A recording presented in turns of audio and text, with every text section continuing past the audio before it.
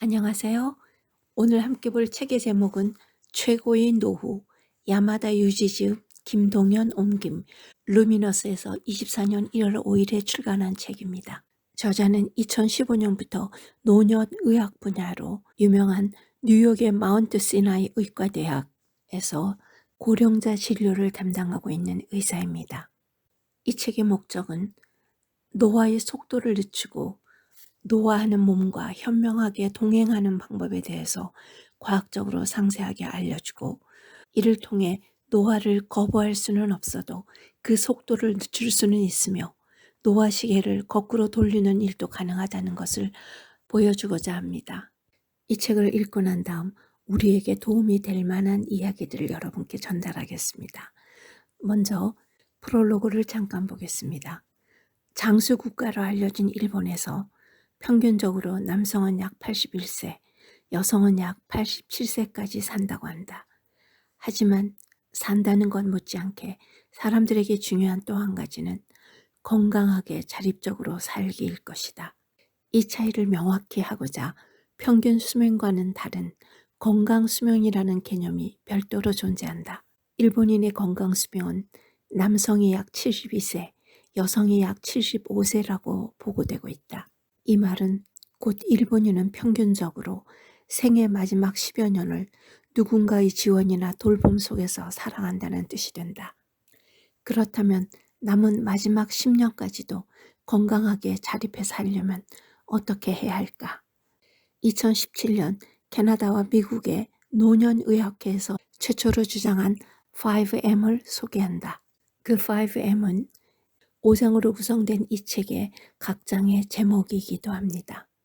1장 모빌리티, 신체 기능을 유지한다. 2장 마인드, 치매에도 우울증에도 걸리지 않는다. 3장 메디케이션스, 약을 최적화한다. 4장 멀티 컴플렉시티, 질병을 예방한다. 현명하게 동행한다. 5장 matters most to me, 삶의 의미. 이렇게 5M과 각 M의 목표가 나와 있는 셈입니다. 먼저 저자는 나이를 먹으면 삶의 경험과 지혜가 풍부해지는 것 외에도 좋은 점이 있다고 합니다. 다양한 병원체에 대한 면역을 획득할 수 있다.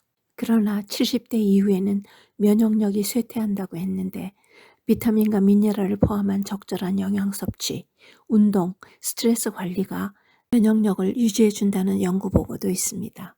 또 나이가 들면 알레르기와 편두통이 개선됩니다. 그럼 제1장의 내용을 보죠. 세포가 날마다 다시 태어난다는 사실을 아는 사람은 어째서 몸이 쇠약해지는지 이해가 되지 않을 수 있다. 그렇다면 신체는 어떤 이유로 노화하는 것일까?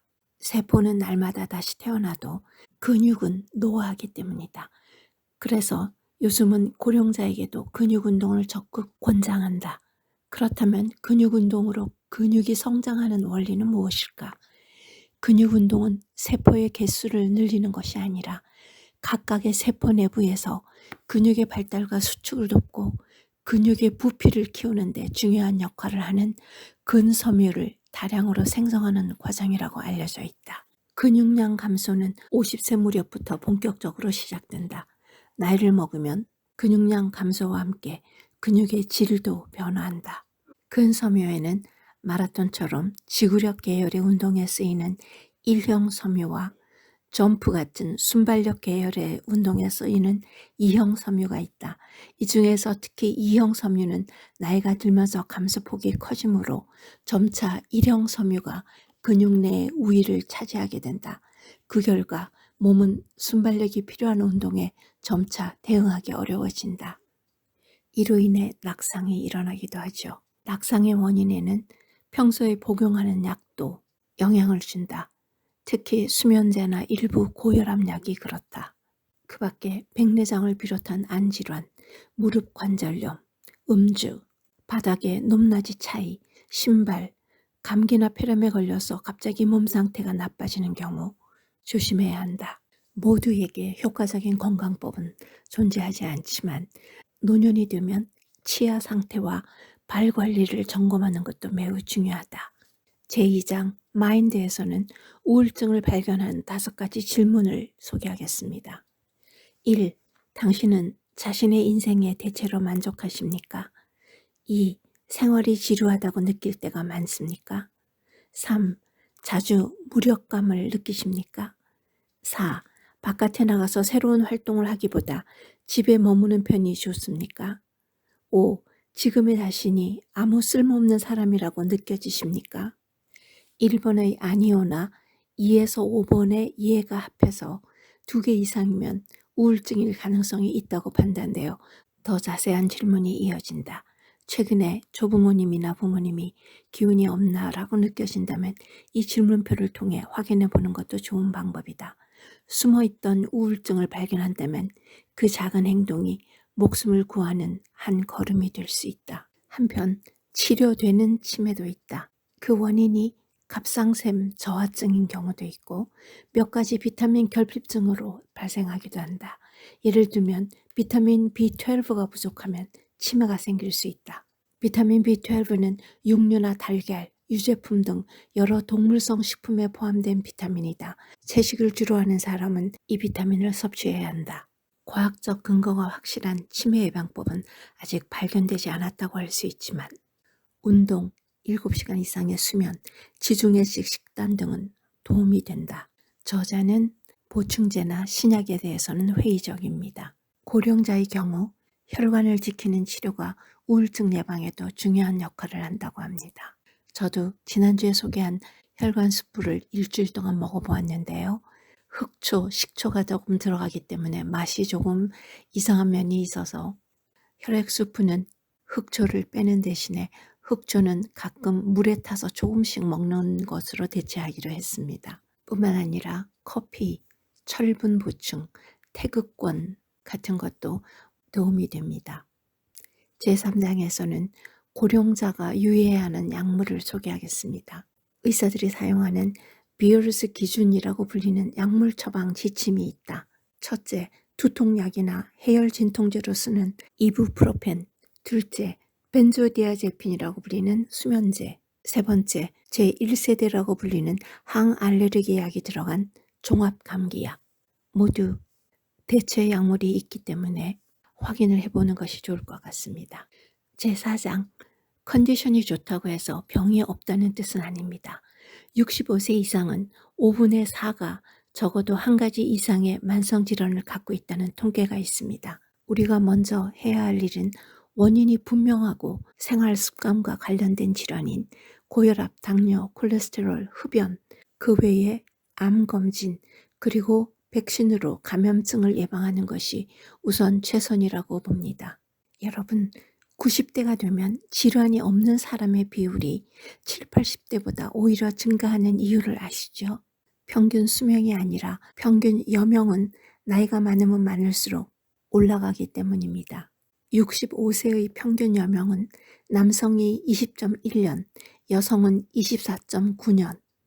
한편 80세의 평균 여명은 남성이 9.4년, 여성이 12.3년입니다. 제5장, 어떤 죽음이 좋은 죽음입니까? 라는 질문에 의료인과 환자 그리고 최근에 환자를 잃은 가족이 어떤 대답을 했는지 분석한 연구가 있다. 그들의 대답을 통해 6가지 요소가 드러났다. 첫째, 통증이나 그 밖의 증상으로 인한 고통이 없다. 둘째, 명확한 치료 방침이 결정되어 있다. 셋째, 임종 직전이나 사후에 대한 준비가 되어 있다. 넷째, 소중한 사람과 시간을 보내고 인생에 대한 회고를 완료한다. 다섯째, 마지막까지 다른 사람에게 공헌한다. 여섯째, 환자가 아닌 인간으로서 긍정감을 가진다. 여러분도 공감하시죠? 세 번째의 준비에 대해서는 우리나라에서는 사전 지시서로서 연명치료 의향서가 있고 그리고 미리 의사결정 대행자를 지정해 두는 것입니다. 그래서 각자가 가진 삶의 의미를 존중하는 방법입니다. 마지막으로 하고 싶은 얘기는 연령차별이라는 영어로 에이지즘입니다. 연령차별은 전 세계에서 적어도 2명에 1명꼴로 가지고 있는 사고방식이라고 한다. 나이 때문에 나이가 많아서, 아직 젊으니까. 이런 말들은 어쩌면 나이에 대한 선입견이 담긴 이야기를 우리 스스로도 하고 있습니다. 나이를 먹는 것은 살아간다는 뜻이다.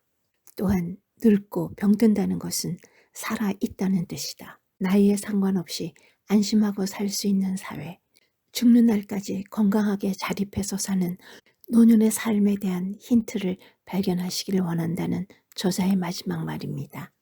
저는 이 책을 읽고 저에게 이렇게 적용하기로 했습니다.